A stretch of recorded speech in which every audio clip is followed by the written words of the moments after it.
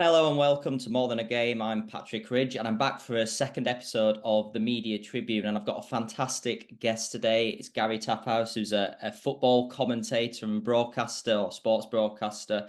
And if you're an aspiring journalist or you're a journalist already or a broadcaster already or work in the media, you may also recognize Gary from his promotion of job opportunities within sports media on social media, particularly X, and that's a subject we are gonna come back onto, and we were just speaking about offline, Gary. But first and foremost, how are you? And thanks for coming on and joining us.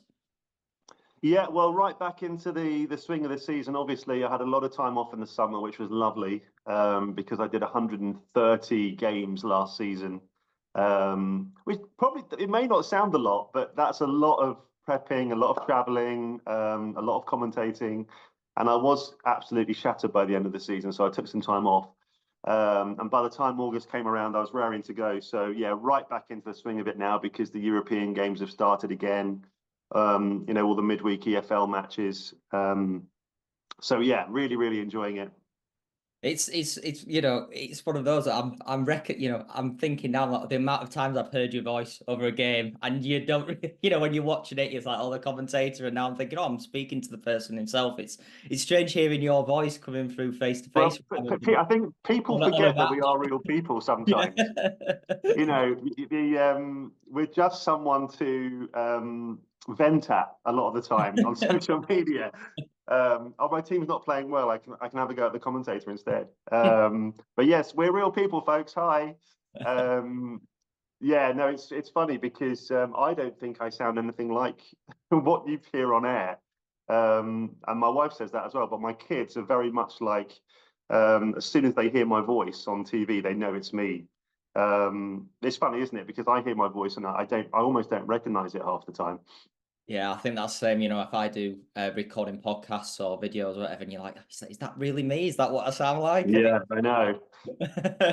so just we'll start with the commentating then. Obviously, how how did you get into journalism? How did you get into broadcasting? And then how in particular did you get into commentating? Was it something that you set out to do when you first started out? Was like this was my career goal, or was it kind of something that just developed as you went along, really?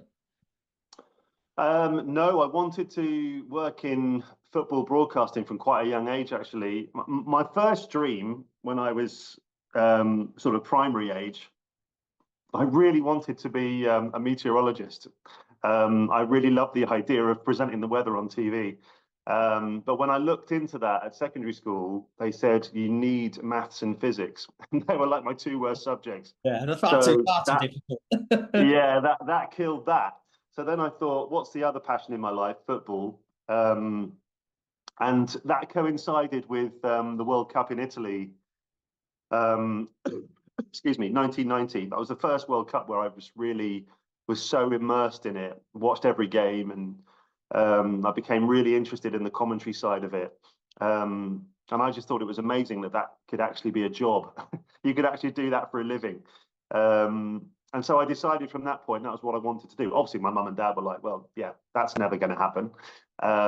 You need to find a real job." But that just spurred me on, as it does with teenagers, to prove them wrong. So yeah, every decision I took from there on was with that in mind.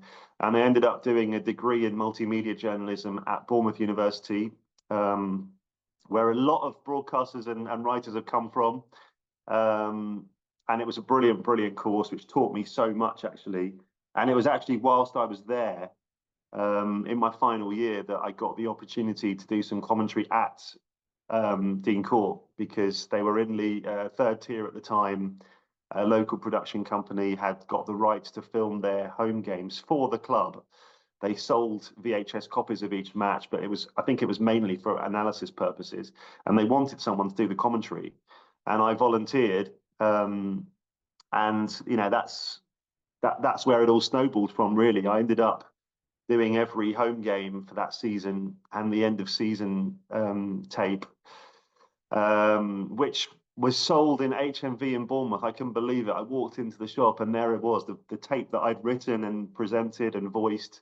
And I think in many ways that tape was worth as much to me as my degree was, because I had sort of this tangible proof that I could do the job. And this is why I always say to people who are in that sort of position at uni, thinking about the future, what you've got to have is some sort of proof that you can do the job, because just having that degree, that's a great starting point, but it's not enough. You've got to stand out from everyone else. And I could walk into an interview waving this tape around saying, watch this. And that was worth so much. Obviously, I thought I would then just walk straight into a sports journalism job. And as we all know, that's not how this industry works. I ended up being a news reporter for my local newspaper in South London, earning about 4p a year. That's what it felt like. Still living at home, but it was amazing grounding, and I actually got to cover some Crystal Palace games while I was there. And in doing that, they launched Palace Radio, an AM service, and I managed to get myself on there. And I ended up commentating on a lot of the home games. So again, that was another bit of good fortune I was able to grasp. And from there, I was sitting next to the people from Capital Gold, which was huge at the time in London, with Jonathan Pearce and all his guys doing all the games. And I was addicted to that station. And I managed to wangle my way onto their reporting. And one thing led to another. So, but I didn't end up working for Sky. The first game I did for Sky, I was 29. So it was a long, long, long road of, grafting and hustling and begging and hassling. And, I think if you want to be someone in this industry, you've really got to have that passion, because it can be such a difficult workplace in terms of finding those openings, taking them. You desperately want to make the next jump. And it's not that easy. So if you don't have that raw passion for the job, you're going to struggle.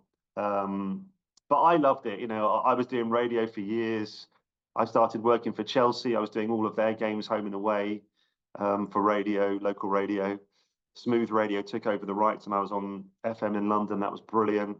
And obviously that helped me get noticed. That helped me end up working for Sky. And I've been there ever since. So I'm doing something right. But yeah, it was a long old road, Patrick. It wasn't easy.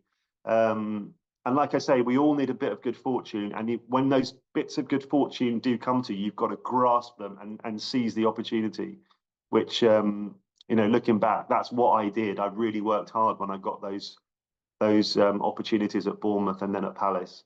And thankfully, it all worked out.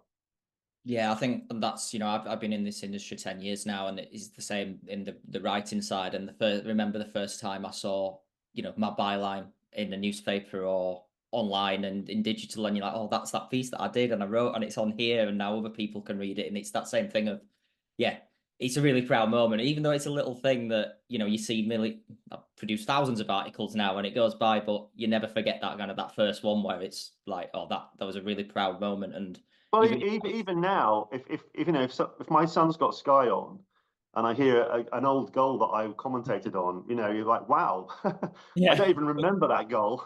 That's my voice. That is amazing. It's kind of like, that goal has always got your voice attached to it if it's played on Sky. And that is a really, really proud moment, particularly if you haven't made a mess of it and you've actually said the right thing at the right time. So that, that's really nice. And my son, it's like a lot of teenagers, they'll watch a lot of YouTube clips rather than whole programs. Yeah. And there might be a goal that's, maybe 10, 15 years ago, it's got my voice on. And he'll say, oh, look, Dad, it's you. And I'll be like, I don't even remember that, but it's nice to hear. Yeah, I was clearly there. So, yeah. So with the commentating, then you mentioned like the big moments that you've commentated on. How much pressure, especially when you're younger, did you feel the pressure more when you especially wanting to really take those opportunities of like, oh, I can't mess this up. This is a huge moment. But then even now, like, how much prep goes into it, how much research, and to make sure that you're ready for those big moments when they happen. Because even if, for example, it might not be the biggest game in the world, if you're commentating on a Premier, a standard Saturday 3 p.m. kickoff or a championship game, but to the two teams that you're commentating on, it's the biggest moment in the world. To the people that matter who are watching it, it's the fans. It's those moments that matter. So how do you go around not only preparing for that, but kind of handling that pressure as well, I guess, that naturally comes with the job. Well, the first thing you've got to always remember is the moment is about the players, not you. You're just providing a kind of backdrop to it. And obviously, you want the commentary to reflect the moment. So I would never, ever script anything in advance. Um, I learned that from Barry Davis's book. He was very, very clear. He never scripted anything. Not even, when Des Lynam would cue to him, it would all be off the cuff. Um, and I've really taken that approach myself because I think the best commentary is spontaneous. I think if you're reading something you've written in advance, I think you'll always get found out. And some people would disagree with that, by the way. That's just how I do it. I don't like to have anything in mind for what I'm going to say. I want it all to be a spontaneous reaction. Certainly, when I started, I felt enormous pressure.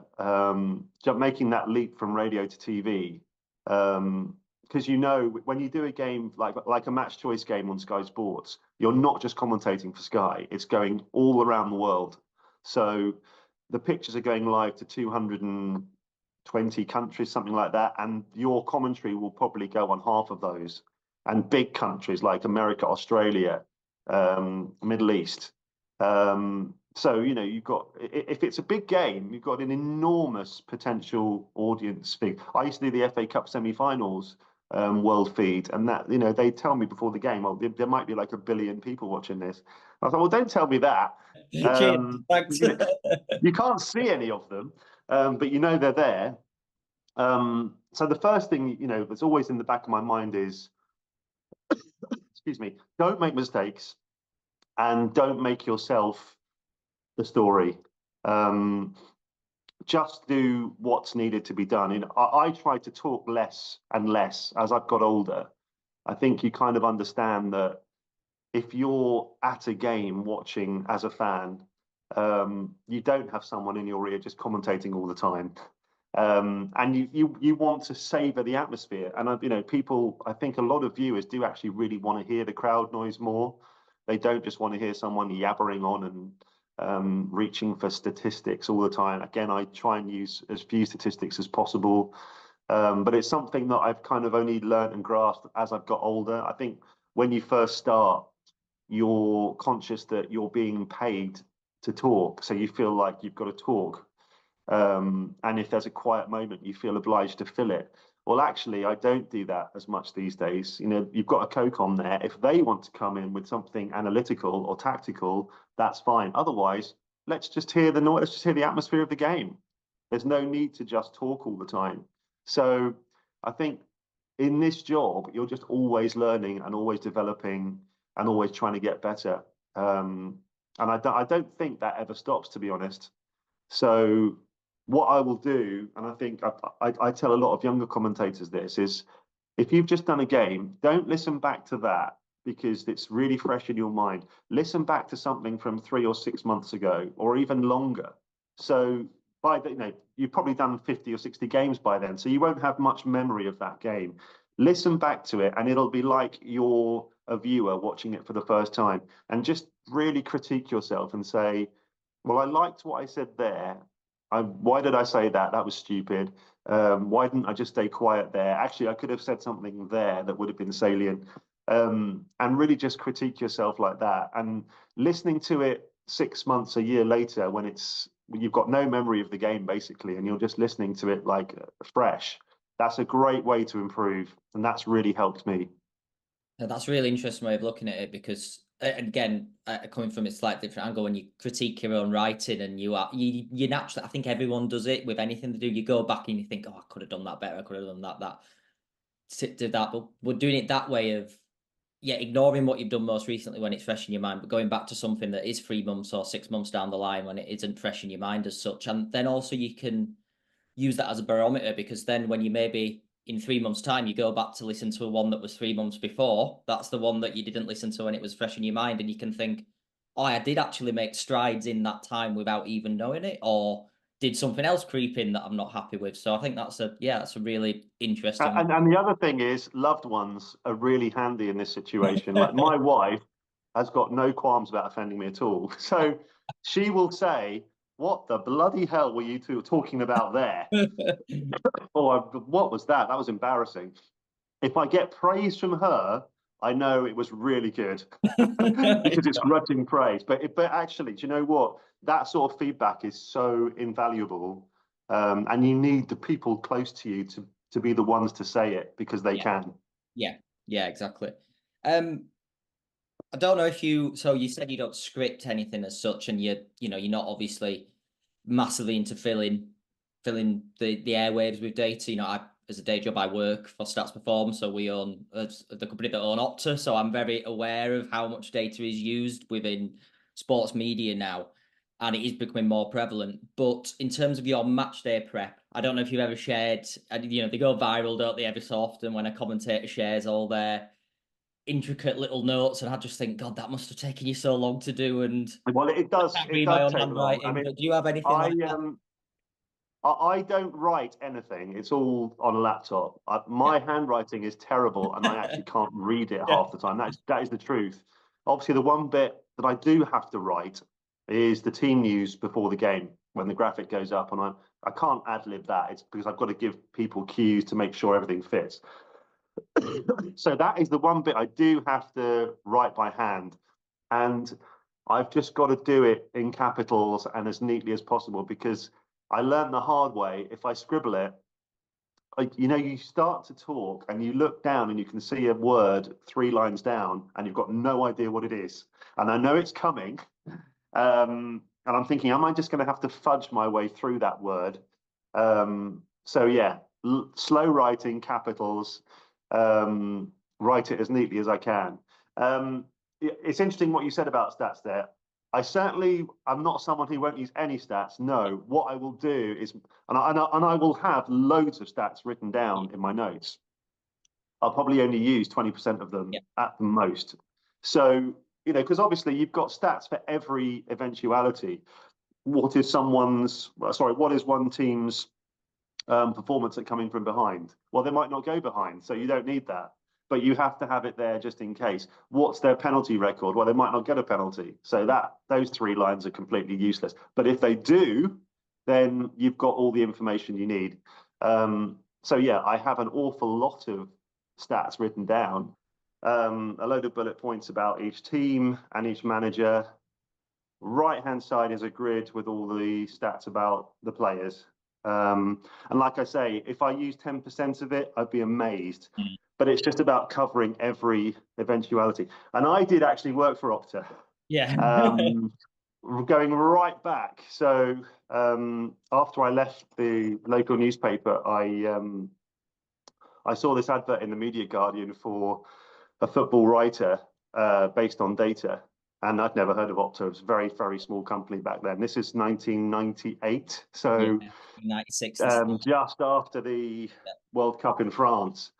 And there were 2 jobs going, and I got one of them, and it was absolutely amazing because obviously the company grew very, very quickly.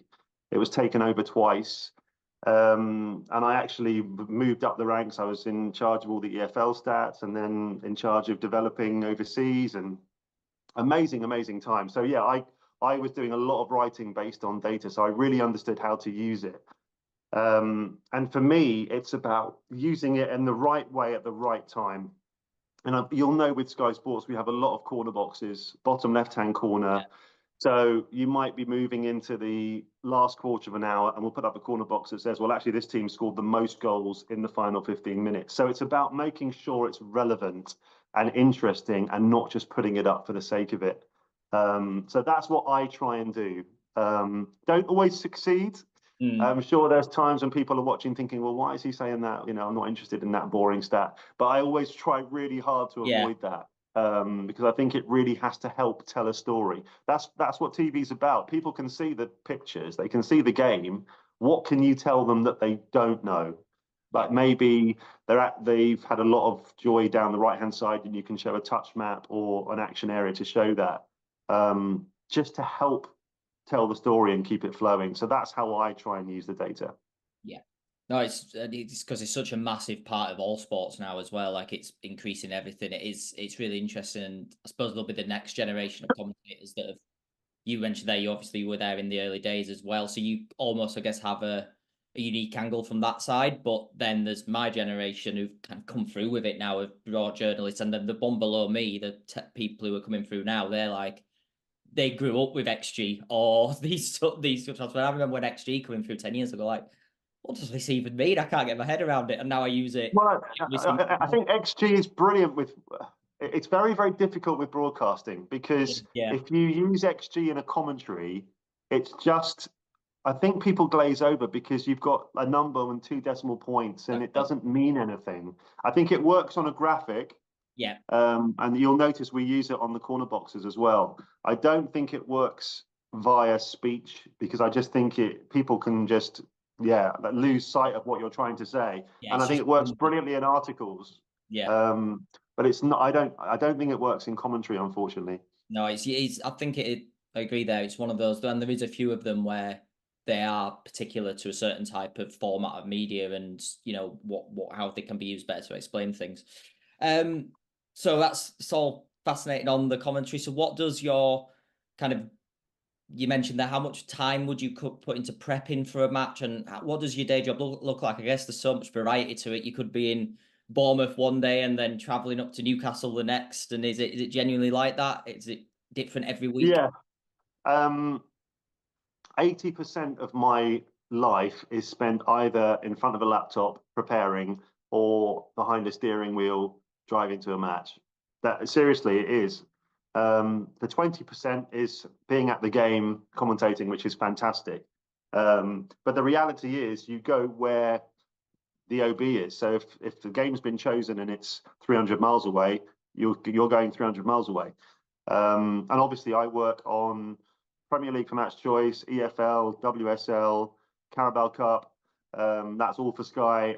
Elsewhere, I work on Europa Conference League, Champions League, FA Cup, you name it, basically. So real variety. And there are some weeks where I might be doing 6 or 7 games. So there's a lot of time management involved there, planning in advance. You might have 3 or 4 days in a row where you've got a game. So then you've really got to work ahead because you can't just leave it till the day of the game. I do 6 minimum hours prep for each match, ideally more.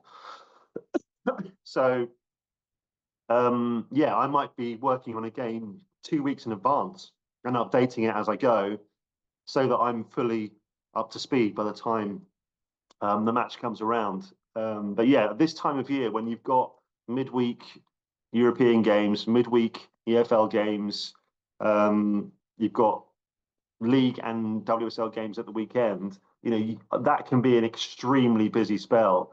And actually, even with international breaks like we've just had, I'll do 2 internationals and I did a WSL game as well. So it wasn't a break at all, in fact. You keep ticking.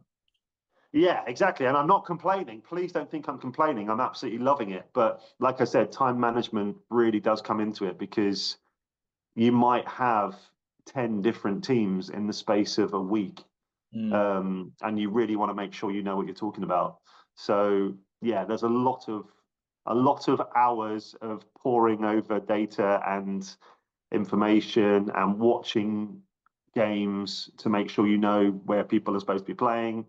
So there's a lot goes on. I think a lot of people think we just rock up to matches and pick up a microphone. Sadly, you can't do that. And if you do, you'd get found out very quickly. Very occasionally, it happens if you're a late call up, and you might not have all the time you want to commentate. It happened. It happened to me. When was the most recent one? I was actually given a League Cup tie last season, quite early on in the competition, but the producer had forgotten to tell me. So he had this wasn't Sky, this was another company. They put my name down for the game, but they hadn't told me. And on the day of the game, they rang me and said, I don't know how this has happened, but you're supposed to be doing the game tonight, but no one's actually told you. And I said, well, that's a 2.5 hour drive and it's lunchtime. and I've done nothing. So I literally spent maybe an hour and a half in front of my laptop, just frantically prepping the game. Jumped in the car, got there about an hour and a half before kickoff, and I did feel underprepared. Mm. Got through it fine. Thankfully, it was a really entertaining game, so you're almost focusing on the action rather than the background. Um, but it just underlined to me that I would not want to be doing that on a regular basis. Yeah. Because honestly, it's a horrible feeling when you're there at a game with a microphone in your hand and you don't feel prepared. You feel like you're cheating, and it's not a nice feeling. Like I said, it went fine, but I wouldn't want to do that regularly. No. Well, at least you can take that on that it wasn't your fault. You That's still, true. That is you know, very true. it wasn't your lack of preparation, and you still managed to get through it. You can take the positives from it there.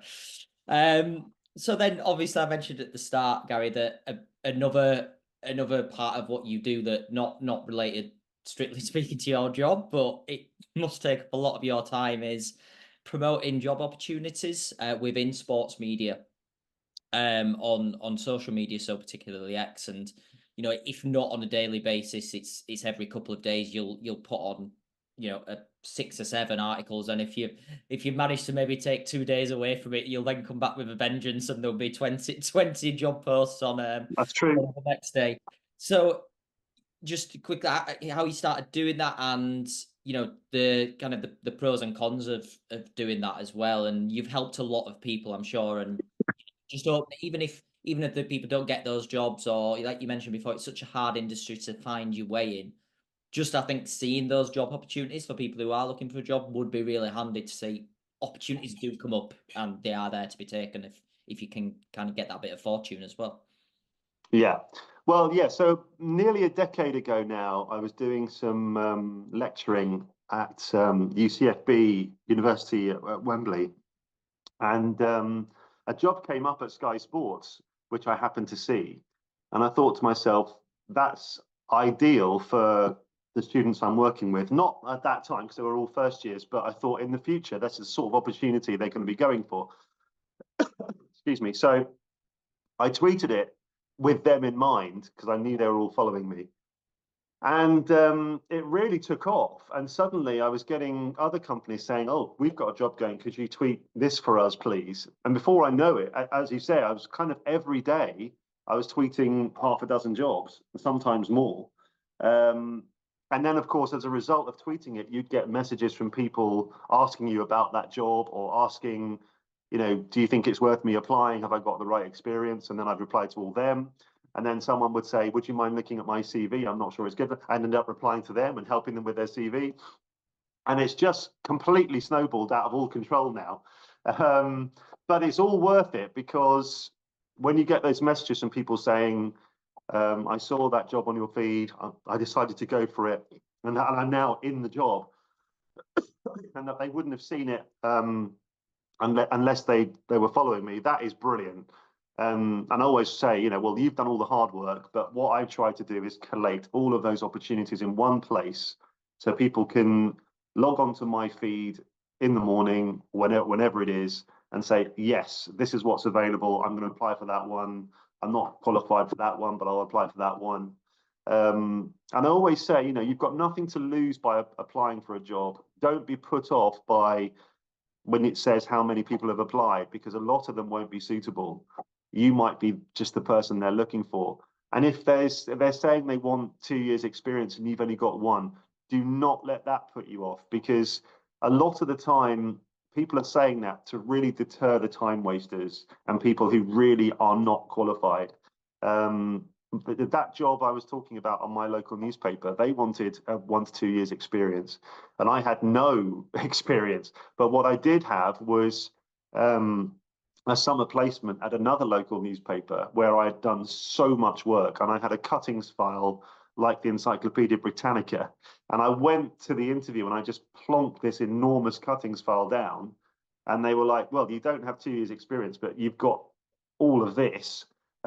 You're hired. It basically got me the job. So don't be racked by a lack of self-belief. Really sell yourself. And I always say this to people when they send me their CVs, they're really nervous about selling themselves. And actually, you've got some great experience there. That needs to be right at the forefront of your CV. Bullet point, tell people what you did, what was your reach, how many people read it, how many articles did you do, and read that. That's when you're an employer and you've got 100 CVs. That's the sort of information you're looking for. So that needs to be front and center. Um, and unfortunately, Patrick, most of the CVs I am sent are pretty awful. And I just don't think enough care has been taken over them. And this is how you're marketing yourself to these companies. So I always urge people to really spend a lot of time over their CVs. Use a design app. Don't just do it on Word using Times New Roman. We've moved past that now. You really want to stand out. And make sure there's no errors, there's no spelling mistakes. People get really angry when I say this, as if it's like, who cares if there's a spelling mistake? It's about my experience. Well, no, if there's a mistake on your CV, what are you saying? You're not worried about, care and attention. So there's just, particularly going into journalism, you're writing for a living. You want to be error free. So, I've said this to people and they've sent replies saying, well, I don't agree with you. I'm not going to change it. That's up to you. But this is my advice. And thankfully, these companies are messaging me on a regular basis saying, can you please put this job out there? The last person that got the job actually came from your feed. So if you can do the same again, that would really help us. And I'm really, really happy to do that. And they just keep coming, Patrick. It doesn't stop. It never ends. And so far, I think I've done about 11,000 job tweets or 12,000 in the last 9 or 10 years. So, it's a lot of jobs. They are out there. Don't lose the faith. Yeah. I feel bad about direct people to your Twitter account now. No, it's brilliant, That, and a lot of people do, and that's brilliant. And I want people to see the opportunities that are available, because there are a lot of them. Like I said, it's kind of become like an extra part-time job now, going through all the messages and filtering them and replying to everyone, because I do try to reply to absolutely everyone. But it takes time, yeah. so there might be a pause, I might not reply for a couple of weeks because I've got a lot of games on, Yeah, you're and that's traveling my day job. 4 hours around the country. So yeah, I think people need Well, to exactly. You give you a can't bit do of it time. all. But I think those of us in the industry who've been in it for a long time, we do owe it to people who are really grafting to get there, to at least reply and offer some words of advice. So that's what I try to do. Yeah, brilliant. And it's fantastic resource, and it's so brilliant that you do it on top of, like I said, the traveling and the 6 hours of prep for a match. At least it's incredible, Gary, and thanks so much for joining me today and giving me your time. It's been a fascinating chat. I'm sure that people who watch this channel are gonna love it as well, and it's been a really brilliant insight into peek behind the curtain of what it's like to be a football commentator as well, or sports commentator. So thanks so much. Cheers, Patrick. Take care. Yeah, thank you.